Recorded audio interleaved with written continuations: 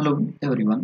ನಾನು ಇವಾಗ ನಿಮ್ಮ ಬ್ಯಾಂಕ್ ಸ್ಟೇಟ್ಮೆಂಟನ್ನು ಎಕ್ಸೆಲ್ ಅಥವಾ ಪಿ ಡಿ ಎಫ್ ಫಾರ್ಮ್ಯಾಟ್ನಿಂದ ಹೇಗೆ ಡೈರೆಕ್ಟಾಗಿ ನಿಮ್ಮದು ಟ್ಯಾಲಿಗೆ ಇಂಪೋರ್ಟ್ ಮಾಡ್ಬೋದು ಅಂತ ನಾನು ಹೇಳ್ತಾ ಇದ್ದೀನಿ. ನಾನು ಇವಾಗ ಈ H D F C bank ಸ್ಟೇಟ್ಮೆಂಟನ್ನು ಎಕ್ಸೆಲ್ ಸೀಟಲ್ಲಿ ನಾನು ಡೌನ್ಲೋಡ್ ಮಾಡ್ಕೊಂಡಿದ್ದೀನಿ.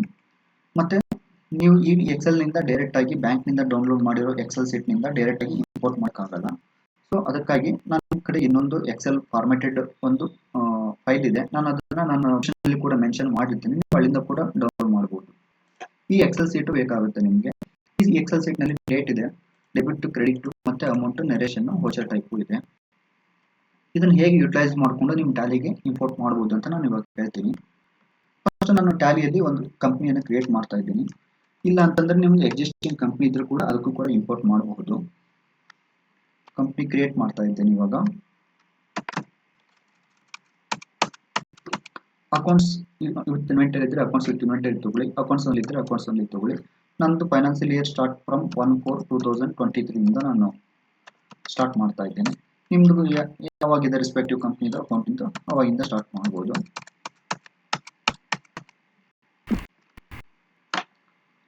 ನಿಮ್ದು ಇವಾಗ ಕಂಪ್ನಿ ಕ್ರಿಯೇಟೆಡ್ ಆಯಿತು. ಇವಾಗ ಒಂದು ಕಂಪ್ನಿ ನಂದು ಕ್ರಿಯೇಟ್ ಮಾಡ್ಕೊಂಡ್ರಿ, SK ಕಂಪ್ನಿ ಅಂತ ಹೇಳಿ. ಫಸ್ಟು ನಾವೇನು ಇವಾಗ ಬ್ಯಾಂಕ್ ಅಕೌಂಟ್ನಿಂದ ನೆಟ್ ಬ್ಯಾಂಕಿಂಗಿಂದ ಡೈರೆಕ್ಟಾಗಿ ಡೌನ್ಲೋಡ್ ಮಾಡ್ಕೊಂಡಿರೋದು ಎಕ್ಸೆಲ್ ಸೀಟ್ ಇದೆಯಲ್ಲ, ಈ ಎಕ್ಸೆಲ್ ಸೀಟಲ್ಲಿ ನಾನು ಎರಡು ಇಂಪಾರ್ಟೆಂಟ್ ಮ್ಯಾಟ್ರನ್ನು ಹೇಳಬೇಕು ಅಂತ ಅಂದರೆ, ಒಂದು, ನೀವು ಎಕ್ಸೆಲ್ನಿಂದ ನೀವು ಇಂಪೋರ್ಟ್ ಮಾಡಬೇಕಪ್ಪ ಅಂತ ಅಂದರೆ date format must and should ಇದೇ ಫಾರ್ಮೆಟಲ್ಲಿ ಇರಬೇಕು. ನಂದು ಇವಾಗ 2 ಏಪ್ರಿಲ್ 2023 ಅಂತ ಇದೆ. ಸಪೋಸ್ ಇನ್ ಕೇಸ್ ನಿಮ್ಮದು ಡೇಟ್ ಫಾರ್ಮೆಟ್ ಬೇರೆ ಇತ್ತಪ್ಪ ಅಂತ ಅಂದರೆ ಅದನ್ನು ಹೇಗೆ ಚೇಂಜ್ ಮಾಡೋದು ಅಂತ ಅಂದರೆ, ಇಲ್ಲಿ ಜನರಲ್ ಅಂತ ಆಪ್ಷನ್ಸ್ ಇದೆ ನೋಡಿ, ಇಲ್ಲಿ ಕ್ಲಿಕ್ ಮಾಡಿ. ಇಲ್ಲಿ ಮೋರ್ ನಂಬರ್ ಆಫ್ ಫಾರ್ಮೆಟ್ ಅಂತ ಇರುತ್ತೆ, ಇದು ಕ್ಲಿಕ್ ಮಾಡಿ. ಇಲ್ಲಿ ಕ್ಲಿಕ್ ಮಾಡಿ ಆದಮೇಲೆ ಡೇಟ್ ಆಪ್ಷನ್ಸ್ ಎನೇಬಲ್ ಇರುತ್ತೆ. ಇಲ್ಲಿ ಬಂದು ಇಲ್ಲಿ ನಿಮ್ಮ ಡೇಟ್ ಫಾರ್ಮೆಟಲ್ಲಿ 14th March 2001 ಅಂತ ಇದೆ. ಈ ಫಾರ್ಮೆಟಲ್ಲಿ ನಾನು ಸೆಲೆಕ್ಟ್ ಮಾಡ್ತಾ ಇದ್ದೀನಿ. ಓಕೆ ಅಂತ ಕ್ಲಿಕ್ ಮಾಡಿ. ಓಕೆ ಆದಮೇಲೆ ಇಲ್ಲೊಂದು ವಾರ್ನಿಂಗ್ ಸಿಂಬಲ್ ಬಂದಿರುತ್ತೆ. ಇಲ್ಲಿ ಕನ್ವರ್ಟ್ ಟು 2022 ಫಾರ್ಮೆಟಲ್ಲಿ ನಾನು ಕನ್ವರ್ಟ್ ಮಾಡ್ತಾ ಇದ್ದೀನಿ. ಕನ್ವರ್ಷನ್ ಆಯಿತು. ಇವಾಗ ನೋಡಿ, ಸೇಮ್ 2 ಏಪ್ರಿಲ್ 2023 2 ಏಪ್ರಿಲ್ 2023 ಇದೇ ಫಾರ್ಮೆಟಲ್ಲಿ ನಿಮಗೆ ಡಾಟಾ ಸಿಗ್ತದೆ. ಇದನ್ನೇ ನೀವು ಕಾಪಿ ಪೇಸ್ಟ್ ಮಾಡ್ಕೊಂಡ್ರೆ ಎಲ್ಲ ಕಾಲಮ್ನು ಕೂಡ ಡೇಟ್ ಫಾರ್ಮೆಟು ಇದೇ ಸೇಮ್ ಫಾರ್ಮೆಟಲ್ಲಿ ಇಂಪ್ಲಾಯ್ಡ್ ಆಗುತ್ತೆ. ಓಕೆ, ಫಸ್ಟ್ ನಿಮ್ಮದು ಡೇಟ್ ಈ ಫಾರ್ಮೆಟಲ್ಲಿ ಕಂಪಲ್ಸರಿ ಮಸ್ಟ್ ಆ್ಯಂಡ್ ಶುಡ್ ಬೇಕಾಗುತ್ತೆ. ಇದು ಆದಮೇಲೆ ನಾನು ಎಕ್ಸೆಲ್ ಸೀಟ್, ನಮ್ಮದು ಇನ್ನೊಂದು ಎಕ್ಸೆಲ್ ಫಾರ್ಮೆಟೆಡ್ ಸೀಟ್ ಏನಿದೆ ಅಲ್ಲ, ಅದಕ್ಕೆ ಹೇಗೆ ಡಾಟಾನ ಇಲ್ಲಿಂದ ಕಾಪಿ ಪೇಸ್ಟ್ ಮಾಡೋದು ಅಂತ ಹೇಳ್ತೀನಿ. ಅಲ್ಲಿ ಕಾಪಿ ಪೇಸ್ಟ್ ಆದಮೇಲೆ ಡೈರೆಕ್ಟಾಗಿ ಆ ಎಕ್ಸೆಲ್ ಫಾರ್ಮೆಟೆಡ್ ಸೆಲ್ನಿಂದ ನೀವು ಡೈರೆಕ್ಟು ನಿಮ್ಮ ಟ್ಯಾಲಿಗೆ ಇಂಪೋರ್ಟ್ ಮಾಡ್ಬೋದು. ಫಸ್ಟು ಇದರಲ್ಲಿರೋ ಎಲ್ಲ ಪೇಮೆಂಟ್ ವಚರ್ಸ್ ಅಂತ ಅಂದರೆ, ನಿಮ್ಮದು ಟ್ಯಾಲಿ ಒಳಗೆ ಯಾವುದಾದ್ರೂ ರೆಸ್ಪೆಕ್ಟಿವ್ ಅಕೌಂಟ್ಸು ಡೆಬಿಟ್ ಆಗುತ್ತೆ, ಮತ್ತು ನಿಮ್ಮ ಬ್ಯಾಂಕ್ ಅಕೌಂಟು ಕಂಪಲ್ಸರಿ ಕ್ರೆಡಿಟ್ ಆಗುತ್ತೆ. ಈ ನಿಮಗೆ ಡೆಬಿಟ್ ಮತ್ತು ಕ್ರೆಡಿಟ್ ಎಂಟ್ರಿ ಏನು ಪೇಮೆಂಟ್ ವಚರ್ಸ್ಗೆ ಏನು ಡೆಬಿಟ್ ಆಗುತ್ತೆ ಕ್ರೆಡಿಟ್ ಆಗುತ್ತೆ ಅಂತ ಅದು ಕಂಪಲ್ಸರಿ ಗೊತ್ತಿರಬೇಕಾಗುತ್ತೆ. ಈಗ ಇನ್ ಕೇಸ್ ಏನಾದರೂ ಪೇಮೆಂಟ್ ಇದ್ದರೆ ರೆಸ್ಪೆಕ್ಟಿವ್ ಅಕೌಂಟು ಡೆಬಿಟ್ ಆಗುತ್ತೆ. ನಾನು ಇವಾಗ ಸಸ್ಪೆನ್ಸ್ ಅಕೌಂಟ್ ಎಲ್ಲ ಪೇಮೆಂಟ್ ವಚರ್ಸ್ನ ಇಂಪೋರ್ಟ್ ಮಾಡ್ತಾ ಇದ್ದೀನಿ. ಅದಕ್ಕೆ ಏನು ಮಾಡ್ತಾ ಇದ್ದೀನಿ, ರೆಸ್ಪೆಕ್ಟಿವ್ ಅಕೌಂಟು ಡೆಬಿಟ್ ಮಾಡೋಕ್ಕಾಗುತ್ತೆ. ನಾನು ಅದಕ್ಕೆ ಈಗ ಬಿಫೋರ್ ಸಸ್ಪೆನ್ಸ್ ಅಕೌಂಟಿಗೆ ನಾನು ಅದನ್ನೆಲ್ಲ ಡೆಬಿಟ್ ಮಾಡ್ತಾ ಇದ್ದೀನಿ. ಸಸ್ಪೆನ್ಸ್ ಅಕೌಂಟು, ಕ್ರೆಡಿಟ್ ಅಕೌಂಟು ನಿಮ್ಮದು ಬ್ಯಾಂಕ್ ಅಕೌಂಟಿಗೆ ಕ್ರೆಡಿಟ್ ಆಗಲೇಬೇಕಾಗುತ್ತೆ. ನಮ್ಮದೀಗ HDFC ಬ್ಯಾಂಕ್ ಇದೆ. ಇಲ್ಲಿ HDFC ಬ್ಯಾಂಕ್ SB ಅಕೌಂಟು 25256 ಅಂತೇಳಿ ಲಾಸ್ಟ್ ಅಕೌಂಟ್ ನಂಬರು. ಡೇಟ್ ಬಂದು ಇಲ್ಲಿ ಏನಿದೆ ಡೇಟ್ ಕಂಪಲ್ಸರಿ ನಾವು ಇದೇ ಡೇಟನ್ನು ಕಾಪಿ ಪೇಸ್ಟ್ ಮಾಡಬೇಕಾಗುತ್ತೆ.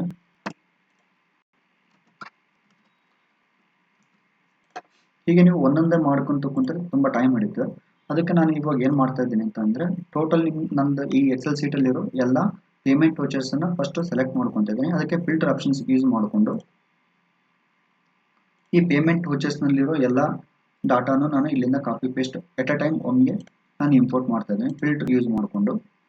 ಇವಾಗ ನಾನು ಇದೇನು ಮಾಡ್ತೀನಿ, ಡಿಪಾಸಿಟ್ ಏನು ಅಮೌಂಟ್ ಇದೆಯಲ್ಲ, ಇದು ಕ್ರೆಡಿಟ್ ಆಗಿರೋ ಅಮೌಂಟನ್ನು ಹನ್ನೆರಡು ಮಾಡಿ ಓನ್ಲಿ ವಿತ್ಡ್ರಾಯಲ್ ಅಮೌಂಟನ್ನು ನಾನು ವಿಸಿಬಲ್ ಆಗಿ ಇಟ್ಕೊತಾ ಇದ್ದೀನಿ. ಅದಕ್ಕೆ ನಾನು ಇವಾಗ ಇದನ್ನೆಲ್ಲ ಸೆಲೆಕ್ಟ್ ಮಾಡ್ಕೊತಾ ಇದ್ದೀನಿ ಮತ್ತು ಬ್ಲಾಂಕ್ ಕಲಮ್ಸನ್ನು ಹೈಡ್ ಮಾಡ್ತಾ ಇದ್ದೀನಿ. ಇವಾಗ ನಂದು ಓನ್ಲಿ ಪೇಮೆಂಟ್ ವಚರ್ಸ್ ಎಲ್ಲ ಸಿಕ್ತು. ನಾನು ಇವಾಗ ಎಕ್ಸ್ಪ್ಲನೇಷನ್ಗೋಸ್ಕರ 1 ಮಂತ್ದು ಡಾಟಾ ಅಷ್ಟೇ ಸೆಲೆಕ್ಟ್ ತೊಗೊಂಡಿರೋದು. ನೀವು ಬೇಕು ಅಂದರೆ 1 ಇಯರ್ದು ಕೂಡ ಇಂಪೋರ್ಟ್ ಮಾಡಬಹುದು. ಇವಾಗ ನಾನು ಪೇಮೆಂಟ್ ವಚರ್ಸ್ದು ಡೇಟ್ ಕಾಲಮ್ನ ಎಲ್ಲ ಸೆಲೆಕ್ಟ್ ಮಾಡ್ಕೊತಾ ಇದ್ದೀನಿ. ಇಲ್ಲಿ ಡೇಟ್ ಅನ್ನ ಕಾಪಿ ಪೇಸ್ಟ್ ಮಾಡ್ತಾ ಇದ್ದೀನಿ. ಇವಾಗ ಡೇಟ್ ಎಲ್ಲ ಪೇಸ್ಟ್ ಆಯಿತು. ನೆಕ್ಸ್ಟ್ ಸಸ್ಪೆನ್ಸ್ ಅಕೌಂಟ್ ಎಲ್ಲದಕ್ಕೂ ಕೂಡ ನಾನು ಡೆಬಿಟ್ ಪೇಮೆಂಟ್ ವಚರ್ಸ್ ಅಂದರೆ ಈಗ ನಾನು ಎಲ್ಲದಕ್ಕೂ ಸಸ್ಪೆನ್ಸ್ ಅಕೌಂಟಿಗೆ ಹಾಕ್ತಾ ಇದ್ದೀನಿ. ಮತ್ತು ಕಂಪಲ್ಸರಿ ಬ್ಯಾಂಕ್ ಅಕೌಂಟು ಕ್ರೆಡಿಟ್ ಆಗೇ ಆಗುತ್ತೆ. ಅದಕ್ಕೆ ನಾನು ಬ್ಯಾಂಕ್ ಅಕೌಂಟನ್ನು ಎಲ್ಲ ಅಕೌಂಟಿಗೆ ಕ್ರೆಡಿಟ್ ಮಾಡಿದ್ದೀನಿ.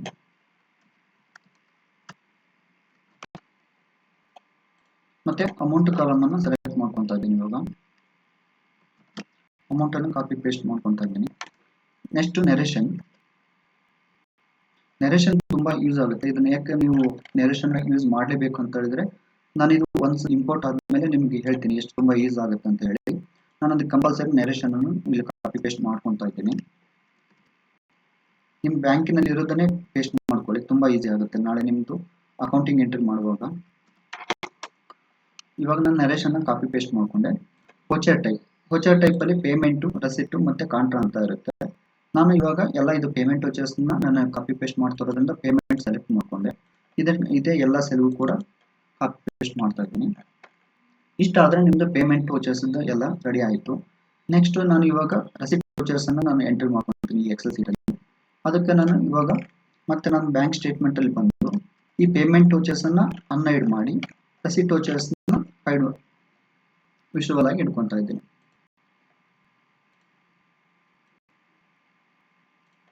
ಡಿಪಾಸಿಟ್ ಸೆಲೆಕ್ಟ್, ಈ ಬ್ಲಾಂಕ್ ಕಾಲಮನ್ನು ಅನ್ಹೈಡ್ ಮಾಡಿ. ಇವಾಗ ಇದ್ರದ್ದು ಡೇಟಾ ಸೆಲೆಕ್ಟ್ ಮಾಡ್ಕೋಬೇಕು. ರಸೀಟ್ ವಚರ್ಸ್ದು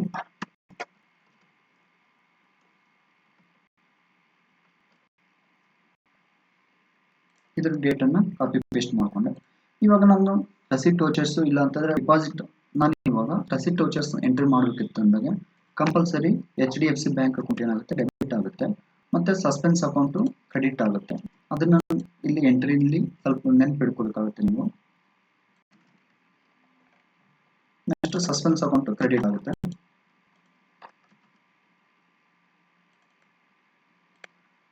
ಮತ್ತು ಅಮೌಂಟ್ ಕಾಲಮನ್ನು ನಾನು ಇಲ್ಲಿ ಕಾಪಿ ಪೇಸ್ಟ್ ಮಾಡ್ಕೊತೀನಿ ನಾನು ಎಕ್ಸೆಲ್ ಸೀಟ್ನಿಂದ. ಒಂದು ರಸೀಟ್ ವಚರ್ಸ್ ಈ ಮಂತಲ್ಲಿ ಟೋಟಲ್ ಆಗಿ 6 ಎಂಟ್ರೀಸ್ ಇದೆ. ಅದನ್ನು 6 ಎಂಟ್ರಿನ ನಾನು ಕಾಪಿ ಪೇಸ್ಟ್ ಮಾಡ್ಕೊತಾ ಇದ್ದೀನಿ. ಇದ್ರ ನರೇಷನ್ ಕೂಡ ಕಾಪಿ ಪೇಸ್ಟ್ ಮಾಡ್ಕೊತಾ ಇದ್ದೀನಿ.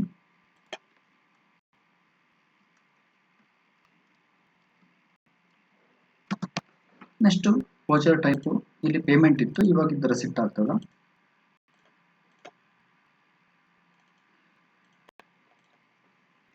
ಇನ್ ಕೇಸ್ ಕಾಂಟ್ರಾ ಎಂಟ್ರಿ ಕೂಡ ನೀವು ಇಲ್ಲಿಂದಾನೇ ಡೈರೆಕ್ಟ್ ಚೇಂಜಸ್ ಮಾಡಬಹುದು.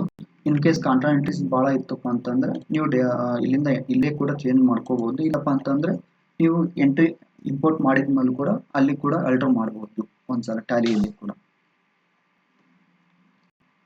ಇವಾಗ ನಿಮ್ದು ಎಕ್ಸೆಲ್ ಸೀಟ್ ರೆಡಿ ಆಯಿತು ಇಂಪೋರ್ಟ್ ಮಾಡೋಕ್ಕೆ.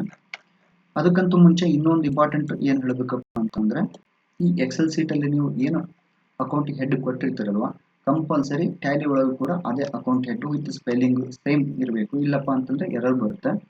ನಾನಿವಾಗ ಸಸ್ಪೆನ್ಸ್ ಅಕೌಂಟನ್ನು ನಾನು ಕಾಪಿ ಮಾಡ್ಕೊತಾ ಇದ್ದೀನಿ. ಇಲ್ಲಿ ನಿಮ್ಮ ಟ್ಯಾಲಿ ಒಳಗೂ ಕೂಡ ನಾನು ಸಸ್ಪೆನ್ಸ್ ಅಕೌಂಟು, ನಾನು ಇದು ಫ್ರೆಶ್ ಕಂಪ್ನಿ ಇರೋದ್ರಿಂದ ನಾನು ಸಸ್ಪೆನ್ಸ್ ಅಕೌಂಟ್ ಕ್ರಿಯೇಟ್ ಮಾಡಿಲ್ಲ. ನಾನು ಇದನ್ನು ಸಸ್ಪೆನ್ಸ್ ಅಕೌಂಟ್ನ ಕ್ರಿಯೇಟ್ ಮಾಡ್ತಾ ಇದ್ದೀನಿ. ಇನ್ ಕೇಸ್ ನಿಮ್ದು ಆಲ್ರೆಡಿ ಎಕ್ಸಿಸ್ಟಿಂಗ್ ಲೆಡ್ಜರ್ ಇತ್ತಪ್ಪ ಅಂತಂದರೆ ಇಲ್ಲಿ ಟ್ಯಾಲಿಗೆ ಸೇಮ್ ಅಲ್ಲಿದ್ದಾರೆ ನಿಮ್ಮದು ಟ್ಯಾಲಿಯಿಂದನೇ ಕಾಪಿ ಪೇಸ್ಟ್ ಮಾಡಬೇಕಾಗುತ್ತೆ. ಅದು ಹೇಗಂತ ಹೇಳ್ತೀನಿ. ಇವಾಗ ನಂದು ಆಲ್ರೆಡಿ ಇದು ನಮ್ಮದು ನ್ಯೂ ಕಂಪ್ನಿ ಆಗಿರೋದ್ರಿಂದ ನಾನು ಇವಾಗ ಫಸ್ಟ್ ಲೆಡ್ಜರ್ನ ಕ್ರಿಯೇಟ್ ಮಾಡಬೇಕಾಗುತ್ತೆ. Accounts info ledger create. ನಂದು ಇವಾಗ ಎಕ್ಸೆಲ್ ಸೀಟಲ್ಲಿ ಏನು ನೇಮ್ ಇದೆ ಅಲ್ಲ, ಸಿಮಿಲರ್ ಇದೇ ಒಂದು ಕ್ಯಾರೆಕ್ಟರ್ ಕೂಡ ಮಿಸ್ ಆಗಬಾರ್ದು. ಇದೇ ಕಾಪಿ ಪೇಸ್ಟ್ ಮಾಡಿದರೆ ನಿಮ್ಗೆ ಬೆಟರು. ಇಲ್ಲಪ್ಪ ಅಂತ ಎರರ್ ಬರಲ್ಲ, ಚಾನ್ಸಸ್ ಕಡಿಮೆ ಇರುತ್ತೆ. ಇಲ್ಲಾಂದರೆ ಇದೇ ಥರ ಟೈಪ್ ಮಾಡಿ. ನೀವು ಇಲ್ಲಿಂದ ಕಾಪಿ ಪೇಸ್ಟ್ ಮಾಡಬೇಕಪ್ಪ ಅಂದರೆ ಟ್ಯಾಲಿಗೆ ಇಲ್ಲಿ ಕಾಪಿ ಎಕ್ಸೆಲಲ್ಲಿ ಕಾಪಿ ಮಾಡಿಕೊಂಡು ಇಲ್ಲಿ ಆಲ್ಟ್ ಕಂಟ್ರೋಲ್ ವಿ ಅಂತ ಪ್ರೆಸ್ ಮಾಡಬೇಕಾಗುತ್ತೆ. ಟ್ಯಾಲಿಗೆ ಕಾಪಿ ಪೇಸ್ಟ್ ಮಾಡೋಕಪ್ಪ ಅಂತಂದರೆ ಆಲ್ಟ್ ಕಂಟ್ರೋಲ್ ವಿ, ಇಲ್ಲಿ ಸ್ಪೇಸನ್ನು ಕೊಡಬಾರ್ದು. ಓಕೆ, ಇದೇ ಥರ ನಾನು ಕಾಪಿ ಪೇಸ್ಟ್ ಮಾಡಿ ಸೇಮ್ ನಮ್ಮ ಎಕ್ಸೆಲಲ್ಲಿ ಏನು ಅಕೌಂಟ್ ಇದೆ ಅಲ್ವಾ ವಿತ್ ಸ್ಪೆಲ್ಲಿಂಗ್ ಅದೇ ಇಂಪೋರ್ಟ್ ಮಾಡಿಕೊಂಡು ಇಲ್ಲಿ ಏನಾದರೂ ನೀವು ಅಲ್ಲಿ ಸಸ್ಪೆನ್ಸ್ ಅಕೌಂಟ್ನಲ್ಲಿ ಸ್ಪೆಲ್ಲಿಂಗ್ ಏನಾದರೂ ರಾಂಗ್ ಮಾಡಿದ್ರೆ ಕಂಪಲ್ಸರಿ ಎರರ್ ಬರುತ್ತೆ. ಇದೊಂದು ಮಸ್ಟ್ ಅಂಡ್ ಶುಡ್ ನೀವು ನೆನಪಿಟ್ಕೋಬೇಕಾಗುತ್ತೆ. ಅಂಡರ್ ಸಸ್ಪೆನ್ಸ್ ಅಕೌಂಟಲ್ಲಿ ನಾನು ಸಸ್ಪೆನ್ಸ್ ಅಕೌಂಟನ್ನು ಕ್ರಿಯೇಟ್ ಮಾಡ್ತಾ ಇದ್ದೀನಿ. ಓಪನಿಂಗ್ ಬ್ಯಾಲೆನ್ಸ್ ಏನಿಲ್ಲ. ಓಕೆ, ಆಮೇಲೆ ಇನ್ನೊಂದನ್ನ ಬ್ಯಾಂಕ್ ಅಕೌಂಟ್ ಕೂಡ ಇಲ್ಲ, ಅದು ಕೂಡ ಬ್ಯಾಂಕ್ ಅಕೌಂಟನ್ನು ನಾನು ಕ್ರಿಯೇಟ್ ಮಾಡೋಕ್ಕಾಗುತ್ತೆ.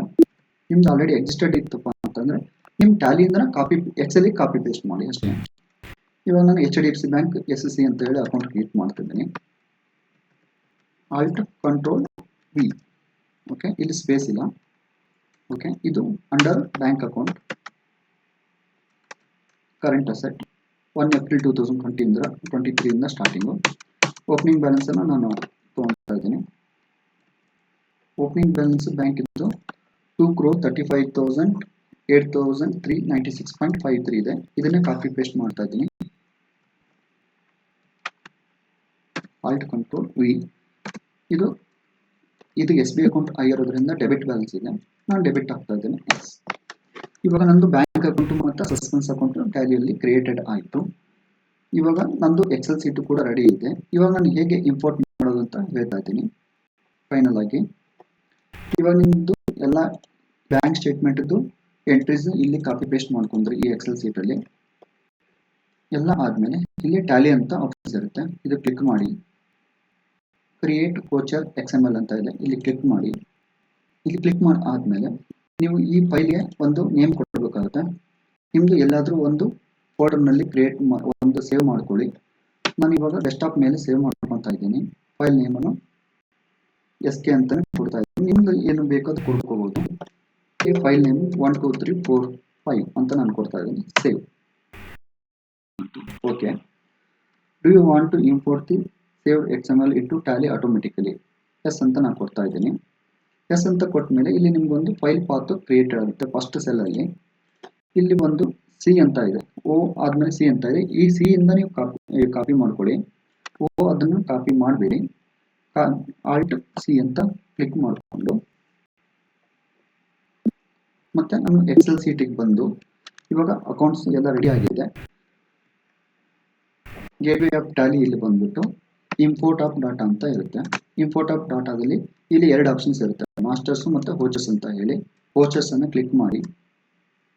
ಇಲ್ಲಿ ನೀವು ಇವಾಗ ಏನು ಪಾತನ್ನ ಕಾಪಿ ಮಾಡ್ಕೊಂಡಿದ್ದೀರಲ್ವಾ ಅದನ್ನು ಇಲ್ಲಿ ಆಲ್ಟ್ ಕಂಟ್ರೋಲ್ P ಪೇಸ್ಟ್ ಮಾಡಿ. ಇವಾಗ ಇಂಪೋರ್ಟ್ ಆಫ್ ಡಾಟಾ ಅಂತ ಹೇಳಿ ಬಂತು. ಡಾಟಾ ಎಲ್ಲ ಇಂಪೋರ್ಟ್ ಆಗ್ತಾ ಇದೆ. ಒಂದ್ಸಲ ನಾನು ಇವಾಗ ಇಂಪೋರ್ಟ್ ಆಗುತ್ತೆ ನಿಮ್ಗೆ ತೋರಿಸ್ತಾ ಇದ್ದೀನಿ. Escape, balance sheet, current asset, bank account, HDFC SC account 25256. April ತಿಂಗಳದ್ದು ನಾನು ಪೂರ ಇಂಪೋರ್ಟ್ ಮಾಡಿದ್ದೆ, ಅದಕ್ಕೆ 1 ಮಂತ್ ಪೂರ ಡಾಟಾ ಇಲ್ಲಿ ಬಂದಿದೆ. ಇವಾಗ ನಿಮಗೆ ಕನ್ಫರ್ಮೇಷನ್ಗೆ ಓಪನಿಂಗ್ ಮತ್ತು ಕ್ಲೋಸಿಂಗ್ ಬ್ಯಾಲೆನ್ಸ್ ಅನ್ನು ಕೂಡ ನಿಮಗೆ ಮ್ಯಾಚ್ ಆಗುತ್ತಾ ಇಲ್ಲ ಅಂತ ತೋರಿಸ್ತಾ ಇದ್ದೀನಿ. ಇಲ್ಲಿ ಓಪನಿಂಗ್ ಬ್ಯಾಲೆನ್ಸ್ 2,35,000 8,03,96 ಇದು ನಾವು ಏನು ಎಂಟ್ರಿ ಮಾಡಿದ್ವಿ ಕೂಡ ಅದೇ ಇರುತ್ತೆ. ಕ್ಲೋಸಿಂಗ್ ಬ್ಯಾಲೆನ್ಸ್ ಆಫ್ಟರ್ ಇದೆಲ್ಲ ಏನು ಡೆಬಿಟ್ ಮತ್ತು ಕ್ರೆಡಿಟ್ ಎಂಟ್ರೀಸ್ ಪಾಸ್ ಮಾಡಾದ್ಮೇಲೆ 1,88,31,037 ರೂಪೀಸ್.53. ಇವನ್ ಸಿಂಗಲ್ ರೂಪಿ ಕೂಡ ಡಿಫ್ರೆನ್ಸ್ ಆಗಬಾರ್ದು, ಅದು ಕೂಡ ಬ್ಯಾಂಕ್ ಅಕೌಂಟಿಗೆ ಮ್ಯಾಚ್ ಆಗಬೇಕು. ಇದು ನೋಡಿ, ನಂದು ಓಪನಿಂಗ್ ಬ್ಯಾಲೆನ್ಸ್ 2,35,000 ಇತ್ತು. ಡೆಬಿಟ್ ಬ್ಯಾಲೆನ್ಸು ಮತ್ತು ಕ್ರೆಡಿಟ್ ಬ್ಯಾಲೆನ್ಸ್ ಆಫ್ಟರ್ ಎಲ್ಲ ಕ್ಲೋಸಿಂಗ್ ಬ್ಯಾಲೆನ್ಸ್ ಏನು ಉಳಿತು 1,88,33,000 ಎಲ್ಲ ಎಂಟ್ರಿ ಮಾಡಿ ಆದಮೇಲೆ ಈ ಬ್ಯಾಲೆನ್ಸ್ಗೆ ನಿಮ್ಮದು ಕಂಪಲ್ಸರಿ ಮ್ಯಾಚ್ ಆಗಲೇಬೇಕು. ಇಲ್ಲಪ್ಪ ಅಂತಂದರೆ ನಿಮ್ಮದು ಎಲ್ಲೋ ಟ್ಯಾಲಿಯಲ್ಲಿ ನೀವು ಇಂಪೋರ್ಟ್ ಮಾಡೋದ್ರಲ್ಲಿ ಏನೋ ಒಂದು ಅಕೌಂಟನ್ನು ಮಿಸ್ ಮಾಡಿದ್ರೆ ಅಂತ ಅರ್ಥ ಆಗುತ್ತೆ. ಇವಾಗ ನೀವು ಬೇಕಂತಂದರೆ ಚೆಕ್ ಮಾಡ್ಬೋದು. 1,88,31,037 ರೂಪೀಸ್ ನಿಮ್ಮ ಟ್ಯಾಲಿ ಕೂಡ ಮ್ಯಾಚ್ ಆಗಬೇಕು. 1,88,31,037.53. ಇಲ್ಲಿ ಇವಾಗ ನಿಮ್ಮದು ಸಸ್ಪೆನ್ಸ್ ಅಕೌಂಟಿಗೆ ಎಲ್ಲ ನಾವು ಇಂಪೋರ್ಟ್ ಮಾಡ್ಕೊಂಡಾಯ್ತು. ಇಲ್ಲಿ ಏನು ಇಂಪಾರ್ಟೆಂಟ್ ಅಂತಂದರೆ ನಿಮ್ಮದು ಮೇನು ಬ್ಯಾಂಕ್ ಸ್ಟೇಟ್ಮೆಂಟನ್ನು ನೋಡಿ ಟ್ಯಾಲಿಯಲ್ಲಿ ಎಂಟ್ರಿ ಮಾಡುವುದು ತುಂಬ time, almost 70 to 80% time save ಆಗುತ್ತೆ. ಇಲ್ಲಿ ಇನ್ನೂ ಹೇಗೆ ಯುಟಿಲೈಸ್ ಮಾಡ್ಕೋಬಹುದು ಅಂತ ಹೇಳಿದರೆ ಕಾನ್ಫಿಗರೇಷನ್ ಸೆಟ್ಟಿಂಗಲ್ಲಿ ಬನ್ನಿ. ಆಲ್ ವೋಚರ್ಸ್ ಕಂಡೆನ್ಸ್ ಇರೋದನ್ನ ಡೀಟೇಲ್ ತೊಗೊಳ್ಳಿ. ಇಲ್ಲಿ ಶೋ ನರೇಷನ್ ಆಲ್ಸೋ ಅಂತ ಇದೆ, ಇದನ್ನು ಎಸ್ ಮಾಡ್ಕೊಳ್ಳಿ. ಎಸ್ ಅಂತ ಕೊಟ್ಟು ಇಲ್ಲಿ ನಿಮಗೆ ಎಲ್ಲ ಎಂಟ್ರಿ ಪಾಸ್ ಮಾಡಬೇಕಪ್ಪ ಅಂದರೆ ಹೇಗೆ ಇನ್ನೂ ಈಸಿ ಮಾಡ್ಕೋಬೋದು ಅಂತ ಹೇಳಿ ಹೇಳ್ತಾ ಇದ್ದೀನಿ. ಇವಾಗ ನೆರೇಷನ್ ಅನ್ನು ಕಂಪಲ್ಸರಿ ಎಲ್ಲ ಕಡೆ ಇಂಪೋರ್ಟ್ ಮಾಡಿರೋದ್ರಿಂದ ನಿಮ್ಮ ಬ್ಯಾಂಕ್ನಲ್ಲಿ ಏನು ನೆರೇಷನ್ ಇದೆ ಅಲ್ವಾ, ಇಲ್ಲಿ ನೆರೇಷನ್ ಕೂಡ ಇಂಪೋರ್ಟ್ ಆಗಿರುತ್ತೆ. ಅದಕ್ಕೆ ನಿಮಗೆ ಗೊತ್ತಾಗ್ಬಿಡುತ್ತೆ. ಈಗ ನೋಡಿ, ಹೋಮ್ ಎಕ್ಸ್ಪೆಂಡಿಚರ್ಸ್ ಅಂತ ಹೇಳಿದೆ. ಮೂರನೇದು ಸಸ್ಪೆನ್ಸ್ ಅಕೌಂಟು 10,000 ಅಂತ ಇದೆ. ಇದು ಹೋಮ್ ಎಕ್ಸ್ಪೆಂಡಿಚರ್ಸ್ ನಿಮ್ಮ ನೆರೇಷನ್ ಇರೋದ್ರಿಂದ ಏನಾಗುತ್ತೆ, ನೀವು ಅಕೌಂಟ್ ಹೆಡ್ ಅನ್ನು ಹೋಮ್ ಎಕ್ಸ್ಪೆಂಡಿಚರ್ಸ್ ಅಂತ ಹೇಳಿ ಬೇಕಂತ ಹೇಳಿದ್ರೆ ನಿಮ್ಗೆ ಆಲ್ರೆಡಿ ಕ್ರಿಯೇಟೆಡ್ ಇತ್ತು ಅಂತಂದ್ರೆ ಹೋಮ್ ಎಕ್ಸ್ಪೆಂಡಿಚರ್ಸ್ ಹಾಕ್ಬೋದು, ವಿಡ್ರಾಲ್ ಅಂತ ಹಾಕ್ಬೋದು, ಇಲ್ಲ ಯಾವ್ದು ಎಕ್ಸ್ಪೆಂಡಿಚರ್ಸ್ ಪರ್ಟಿಕ್ಯುಲರ್ಲಿ ಇರುತ್ತಲ್ಲ ಆ ಎಕ್ಸ್ಪೆಂಡಿಚರ್ಸ್ಗೆ ಅಕೌಂಟ್ ಎಂಟ್ರಿ ಪಾಸ್ ಮಾಡಬಹುದು. ಇದರಿಂದ ಏನಾಗುತ್ತೆ ಅಂತಂದ್ರೆ ನಿಮ್ದು ಪ್ರತಿಯೊಂದು ಬ್ಯಾಂಕ್ ಅಕೌಂಟ್ ಸ್ಟೇಟ್ಮೆಂಟ್ ನೋಡಿ ಟ್ಯಾಲಿಗೆ ಎಂಟ್ರಿ ಮಾಡೋದು ಅಂತಂದ್ರೆ ತುಂಬಾ ಆಲ್ಮೋಸ್ಟ್ 80% ಟೈಮ್ ಕಂಪಲ್ಸರಿ ಸೇವ್ ಆಗುತ್ತೆ. ಇನ್ ಕೇಸ್ ನಿಮಗೆ ಈ ವಿಡಿಯೋ ಏನಾದರೂ ಹೆಲ್ಪ್ಫುಲ್ ಆದರೆ ನಮ್ಗೆ ಈ ವಿಡಿಯೋನ ಲೈಕ್ ಮಾಡಿ, ಮತ್ತೆ ಏನಾದರೂ ಡೌಟ್ ಇದ್ದರೆ ಈ ವಿಡಿಯೋಗೆ ಕಮೆಂಟ್ ಮಾಡಿ.